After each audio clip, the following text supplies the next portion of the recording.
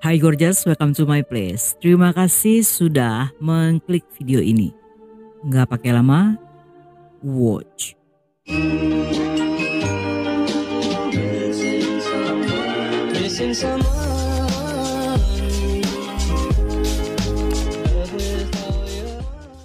Pada Oktober 1988, seorang wanita parubaya bernama Mei berjalan tergesa-gesa menuju ke kantor polisi di daerah Guting, Taipei. Dengan ekspresi panik sambil memegang 2 kaset audio, dia melaporkan bahwa putrinya Yun telah dilenyapkan oleh sang menantu dan menyerahkan kaset yang dibawanya sebagai barang bukti. Kaset tersebut berisi rekaman percakapan di antara Mei dan kedua cucunya. Dan saat Mei menanyakan di mana keberadaan ibu mereka, si bungsu yang bernama San mengatakan jika ibunya tidak akan kembali. Dan ketika Mei bertanya mengapa, bocah itu pun mengatakan jika ayahnya telah memisah-misahkan tangan dan kaki ibunya yang kemudian dimasukkan dalam 3 buah tas. Isi rekaman tersebut membuat polisi merasa ngeri dan mulai menanyakan hal-hal yang berhubungan dengan keluarga putrinya. Menurut wanita itu, sudah sejak lama dia merasakan jika ada yang tidak beres di antara putri dan menantunya. Karena sejak beberapa bulan terakhir, dia tidak bisa lagi menghubungi sang putri.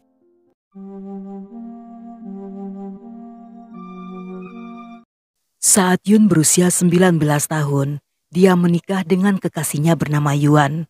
Walaupun pada awalnya hubungan mereka ditentang, namun atas nama cinta, gadis itu mengabaikan larangan orang tuanya. Baginya tidak apa-apa menikah dengan pria yang serba kekurangan dan hidup miskin, asalkan bisa makan sepiring berdua dan tidur dempet-dempetan. Namun beberapa tahun kemudian, cinta yang menggebu-gebu dan penuh semangat pada akhirnya harus menghadapi kenyataan. Ketika berhadapan dengan harga sembako yang terus naik, hingga harga 1 paket bedak tuji yang juga ikut meroket. Karena hanya bekerja serabutan, pasangan yang tadinya penuh cinta kasih ini perlahan mulai mengalami kesulitan untuk memenuhi kebutuhan sehari-hari. Terutama bagi Yun yang harus bekerja sambil mengasuh kedua anaknya yang masih balita. Melihat kehidupan sang putri, meskipun Mei membenci menantunya, namun sebagai seorang nenek, wanita itu tidak tega melihat kehidupan Yun. Sehingga dia seringkali membantu mereka, baik secara materi maupun tenaga. Yun sendiri sesekali membawa kedua anaknya untuk makan malam bersama ke rumah orang tuanya. Di awal tahun 1988, dengan bantuan temannya Yuan mendapat pekerjaan sebagai nelayan. Walaupun pekerjaan itu bergaji tinggi, namun hanya bisa pulang sesekali setelah lama berlayar. Dan kehidupan di atas kapal yang membosankan biasanya membuat para pelaut kehilangan semangat hidup. Namun bagi Yuan, hanya inilah satu-satunya kesempatan untuk memperbaiki ekonomi keluarganya. Sehingga pria itu sangat puas dengan pekerjaan barunya. Mei yang mendengar kabar ini tentunya merasa senang dan percaya jika sang menantu bisa membahagiakan putri serta cucunya. Tetapi sayangnya karena pada masa itu belum ada ponsel sehingga akibat jarang berkomunikasi, pada akhirnya hubungan Yun dan Yuan mulai mengalami masalah. Yun yang biasanya tidur selalu dipeluk Ayang, merasa bosan ketika tidur sendirian yang hanya ditemani guling busuk serta nyamuk-nyamuk nakal. Pada awal bulan Juli, Yuan yang telah berlayar selama 6 bulan memutuskan untuk berhenti melaut. Dia ingin menemani sang istri dan berkumpul bersama keluarga serta mendapatkan pekerjaan sebagai sopir taksi. Mei yang mengetahui hal tersebut seketika merasa lega dan berpikir jika inilah jalan terbaik agar rumah tangga sang putri tetap terjalin utuh.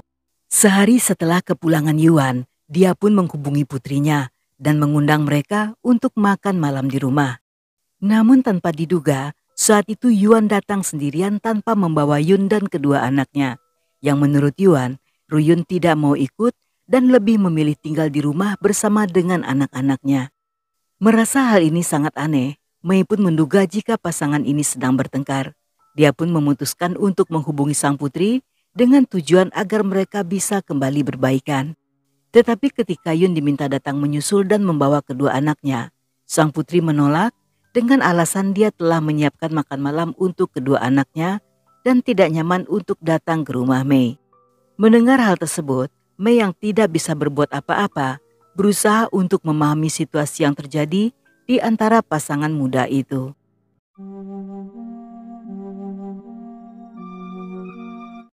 Dua hari kemudian, Yun menghubungi Mei dan meminjam uang sejumlah 4,5 juta untuk membeli bahan makanan. Hal ini membuat Mei merasa heran karena untuk apa putrinya meminjam uang sedangkan Yuan yang baru pulang berlayar saat itu memiliki banyak uang.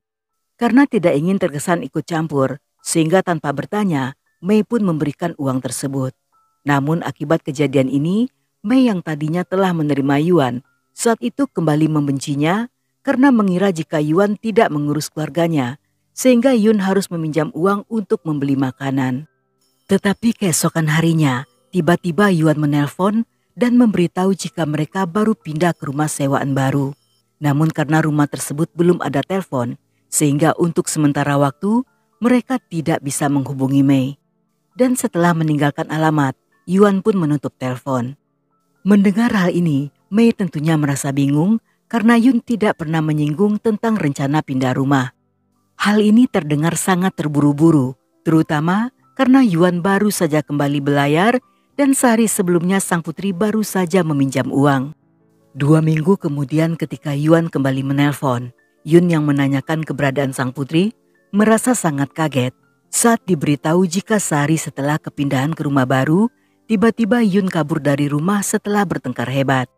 Hingga saat ini dia belum kembali dan meninggalkan Yuan bersama kedua anaknya bernama San dan Rin yang masing-masing masih berusia 4 dan 5 tahun. Berita ini membuat Mei merasa heran karena hal ini di luar kebiasaan sang putri yang selalu memberi kabar. Biasanya dalam sehari, Yun akan menelpon sebanyak 3 hingga 5 kali. Namun sejak terakhir kali menelpon, sang putri berhenti menghubunginya. Merasa ada yang aneh, Mei pun meminta pada Yuan untuk melapor pada polisi karena Yun telah menghilang selama 2 minggu. Namun menurut sang menantu, dia telah melaporkan hal ini dan sedang menunggu kabar dari polisi.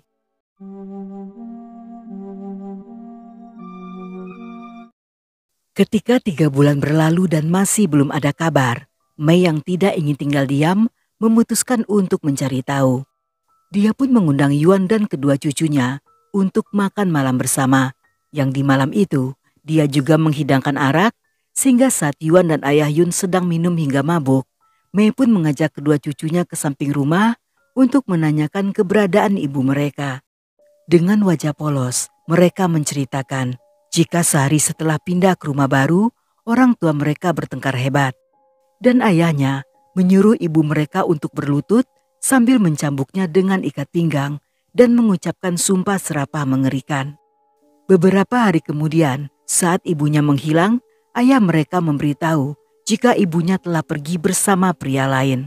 Walaupun pengakuan kedua cucunya membuat Mei sangat kaget, tetapi dia berusaha tenang agar tidak terpancing emosi.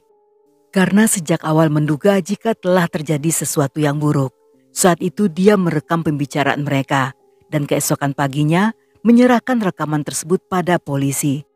Karena pada masa itu di Taiwan sedang marak terjadi kasus kriminal dan polisi mendapat banyak tekanan untuk menyelesaikannya, sehingga mereka menganggap jika kasus tersebut merupakan peluang baik untuk mengembalikan citra kepolisian.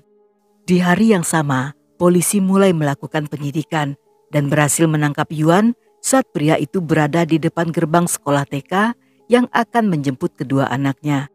Dalam interogasi, Yuan mengaku tidak tahu mengapa dirinya ditangkap dan berteriak marah saat diberitahu jika dia merupakan tersangka pembunuhan yang telah memisah-misahkan jasad istrinya. Dengan bersikeras dia mengatakan jika mereka bertengkar karena menolak saat istrinya minta cerai, yang hal ini mengakibatkan Yun kabur menghilang entah kemana. Ketika polisi memutar rekaman tersebut, dia mengatakan jika semuanya omong kosong dan sama sekali tidak tahu mengapa anak-anaknya mengatakan hal seperti itu. Polisi yang tidak percaya kembali mendesak Yuan agar segera mengaku, sehingga membuat pria itu menjadi kesal dan mulai menangis putus asa. Namun polisi yang curiga justru menganggap tangisan tersebut merupakan bentuk rasa bersalah karena telah melenyapkan istrinya. Mereka pun kembali mendesak dengan mengatakan jika Yuan tidak melakukannya, untuk apa dia menangis. Setelah melakukan interogasi yang panjang, polisi semakin mengalami kesulitan karena Yuan bertahan dengan tidak mengaku bersalah dan tidak mau lagi berbicara.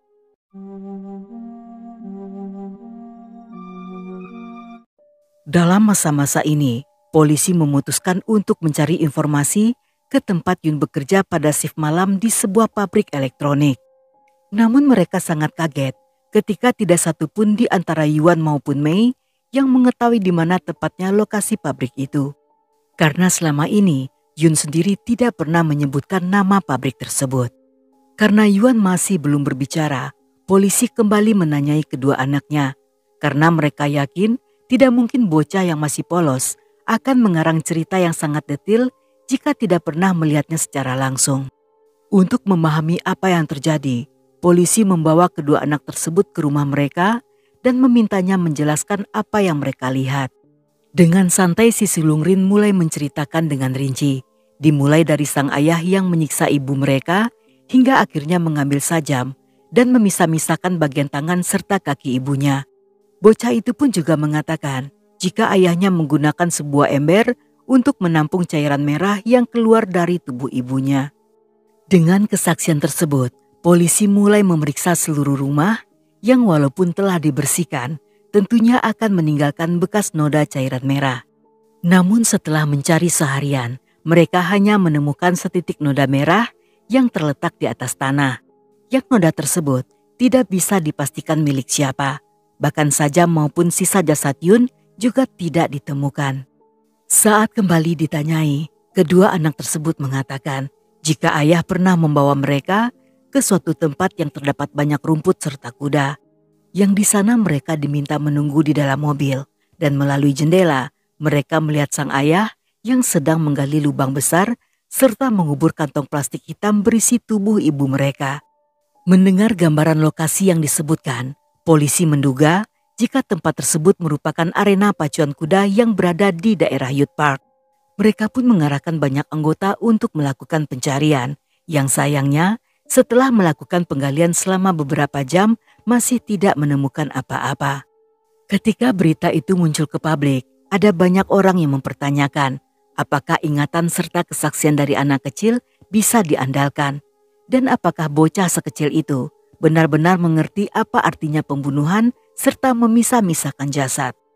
Selain itu, beberapa orang juga berpendapat bahwa polisi seharusnya tidak membawa kedua anak tersebut ke TKP karena jika seandainya benar polisi menemukan sesuatu yang bisa dilihat secara langsung, tentunya hal tersebut akan menimbulkan trauma bagi anak-anak itu. Dengan kasus yang tanpa kemajuan, disertai hujatan banyak orang, sehingga kepercayaan masyarakat pada polisi juga semakin menurun.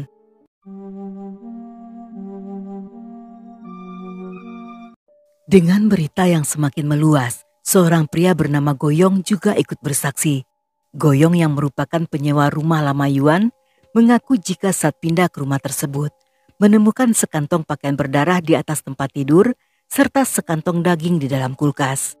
Karena daging tersebut telah membusuk dan dipenuhi belatung, sehingga dia pun membuangnya. Tetapi karena kejadian tersebut telah lama dan Goyong juga telah membuang semua benda-benda itu, sehingga saat polisi memeriksa rumahnya dan tempat pembuangan sampah, mereka tidak menemukan apa-apa. Selain itu, selama beberapa hari pindah ke sana, dia pernah memimpikan seorang wanita tanpa kepala dengan pakaian penuh noda merah yang memandangnya diam-diam dari ujung tempat tidur. Mimpi yang sama juga pernah dialami oleh Mei. Wanita itu mengaku sang putri mendatanginya dalam mimpi yang di saat itu Yun memakai baju berwarna merah dan mengatakan jika merasa sangat kedinginan. Hal ini membuat Mei menduga bahwa mungkin saja jasad putrinya telah dibuang ke tempat berair seperti sungai atau bahkan lautan. Untuk menenangkan roh sang putri, Mei bahkan membuat sebuah aula duka yang berada di lantai bawah. Yang di sana setiap pagi dan sore, dia akan berdoa dengan harapan agar jasad Yun segera ditemukan. Dan setiap kali ditanyai wartawan, dengan wajah penuh kebencian, Mei mengeluh tentang sikap buruk sang menantu, serta menceritakan kisah malang putrinya yang menderita setelah menikahi Yuan. Setelah beberapa kali melalui penyidikan yang gagal, kali ini polisi memutuskan untuk memeriksa buku telepon milik Yun. Dari sekian banyak nomor yang tercatat di sana, tidak satu pun yang merupakan nomor telepon pabrik elektronik. Namun polisi menemukan satu nomor yang merupakan nomor telepon dari sebuah klub malam. Untuk memastikan dugaan mereka, polisi pun mendatangi klub tersebut sambil memperlihatkan foto Yun pada para ladies yang bekerja di sana. Dan hampir semuanya mengaku mengenal Yun, serta mengatakan jika wanita itu pernah bekerja di klub tersebut. Salah seorang ladies yang cukup dekat dengan Yun bahkan mengaku jika beberapa hari sebelumnya mereka sempat makan malam bersama. Sedangkan menurut petugas bagian keuangan, beberapa hari sebelumnya Yun baru saja datang untuk mengambil gajinya dan segera mengundurkan diri. Namun mereka tidak tahu di mana dan kemana wanita itu pergi. Hingga beberapa hari kemudian, polisi menerima panggilan telepon dari rekan Yun yang bernama Lai. Wanita itu mengatakan jika Yun baru saja menghubunginya dan berjanji akan menelpon lagi pada keesokan hari. Polisi pun mendatangi rumah Lai dan memasang kamera pengintai. Namun setelah menunggu seharian, Yun baru menelpon pada jam 9 malam. Saat Lai bertanya mengapa Yun tidak kembali dan menjelaskan mengapa dia menghilang, saat itu Yun hanya mengatakan bahwa sedang memiliki masalah dan saat itu sedang berada di daerah Kaohsiung. Dan tidak lama setelahnya, Yun pun mengakhiri panggilan telepon tersebut. Semua temuan itu membuat polisi mulai bertanya-tanya. Jika seandainya Yun masih hidup, berarti ada masalah dari kesaksian kedua anaknya. Ada banyak kejanggalan dalam kesaksian mereka, karena mustahil dua orang bocah yang menyaksikan hal mengerikan dengan tenangnya bisa menceritakan detail kejadian. Dan biasanya pasangan yang sedang bertengkar tentunya tidak akan melakukan di depan anak-anak mereka. Sehingga alasan yang paling masuk akal bahwa ada seseorang yang membujuk mereka untuk mengatakan hal-hal di luar nalar seorang bocah.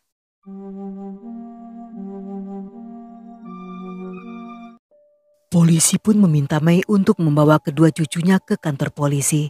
Namun setiap kali ditanyai, sebelum menjawab, mereka selalu melihat ke arah sang nenek.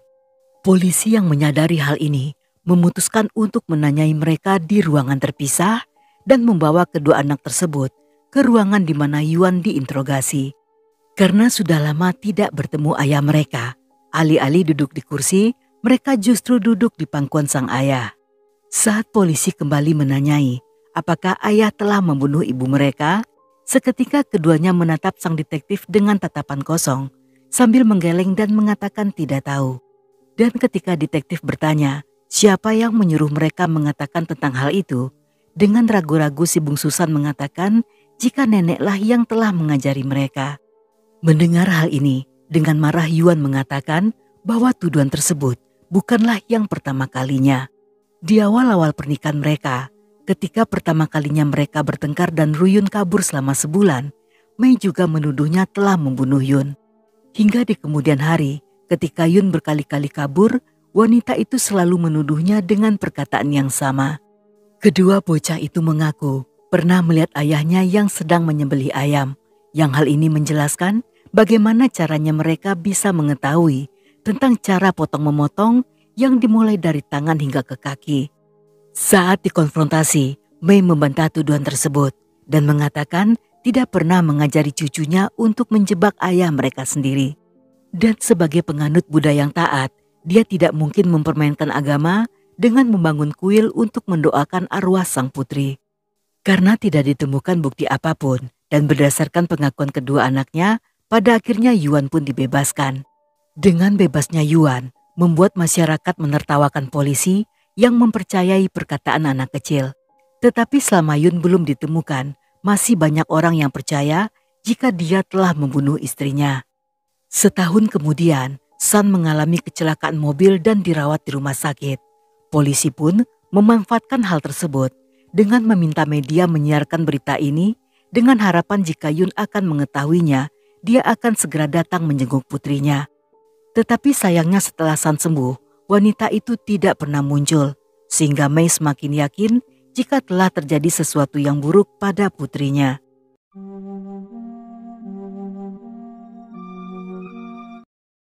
Meskipun Mei dicurigai telah membujuk cucunya untuk berbohong, namun hingga bertahun-tahun ke depan, wanita itu berusaha keras untuk menemukan putrinya. Untuk mencari sang putri, Mei menaruh harapan pada dukun serta tukang ramal dan bahkan menawarkan uang sejumlah 110 juta bagi siapapun yang bisa menemukan keberadaan Yun. Mei sangat yakin jika sang putri telah meninggal karena putrinya sering muncul di hadapannya, di mana setiap kali kemunculan Yun, sendok cangkir asbak di rumahnya akan berterbangan. Selain itu, secara tiba-tiba, uang koin yang berada di kamar Yun akan berhamburan seolah ada seseorang yang melemparkannya. Di tahun 91, ketika Mei mendengar tentang seorang dukun wanita yang sangat hebat, dia pun mengundangnya untuk datang ke rumah. Yang di sana, sang dukun mulai kerasukan dan mengeluarkan suara Yun. Mei yang mengira jika sang putri muncul, segera bertanya di mana tulang-tulangnya berada, dan suara tersebut mengatakan untuk mencarinya tepat di bawah jembatan Zhongzheng. Di saat sang dukun melakukan ritual itu, di sana juga hadir seorang komisaris polisi dan kepala biro kriminal, yang setelah menyaksikan keajaiban tersebut, segera menurunkan petugas polisi untuk melakukan penggalian di bawah jembatan Zhongzheng.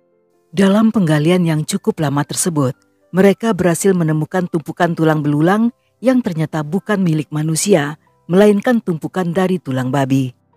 Penemuan tersebut tentu saja menjadi bulan-bulanan serta lelucon bagi masyarakat, karena menganggap sangat aneh jika di zaman modern polisi masih percaya tahayul. Mereka menganggap di masa-masa Taiwan sedang mengalami tindak kriminal tinggi, polisi justru lebih fokus pada peristiwa supranatural, yang hal ini hanya membuang uang hasil para pembayar pajak. Sejak kejadian tersebut, perlahan kasus Yun menguap begitu saja dan semakin jarang muncul di berita. Lagi pula dengan banyaknya kasus yang bermunculan setiap hari, polisi tentunya lebih mendahulukan kasus baru.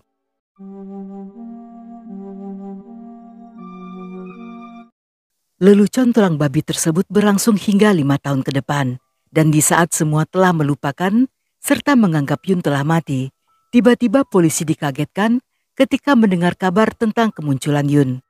Wanita itu muncul bersama kekasihnya sambil menggendong seorang anak laki-laki yang masih berusia 2 tahun.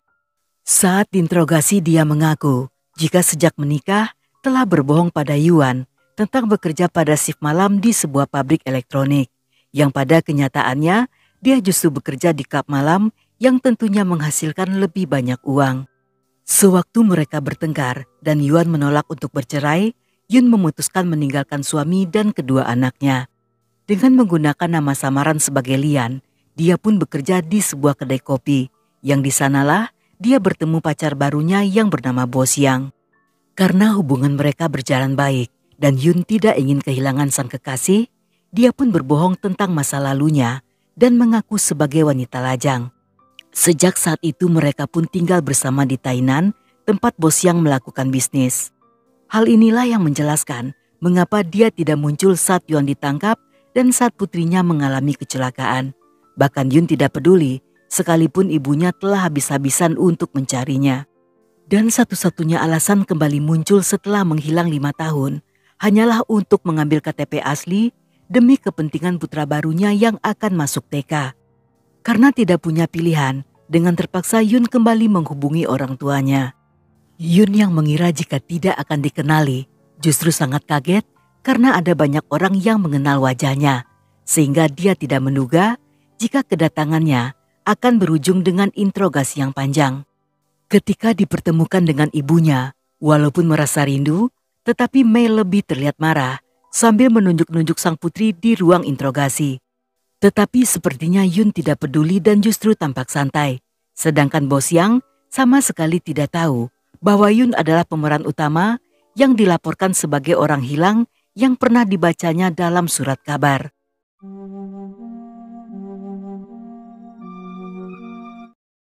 Setelah kejadian itu, polisi mengajukan gugatan pada Mei atas tuduhan palsu.